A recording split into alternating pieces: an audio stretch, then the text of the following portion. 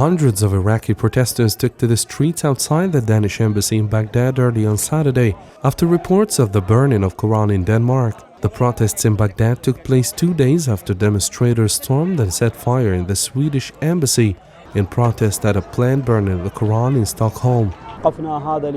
Today, we held a protest to denounce actions against the sanctity of the Holy Quran, and we demand an apology from Sweden to all Islamic countries and a pledge that these practices would not be repeated.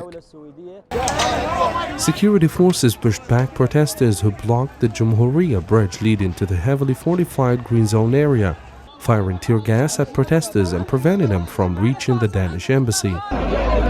The planned burning of the Islamic holy book led protesters to occupy the diplomatic post for several hours, waving flags and signs and setting a small fire. The embassy staff, however, had been evacuated a day earlier. These are demonstrations denouncing this damned person who is called Momika, who burned the Quran, and today it was repeated in Denmark. This wise Quran is our constitution. Today, we are with these masses to denounce what these foreign countries have done. This is our Islam, and we denounce what happened.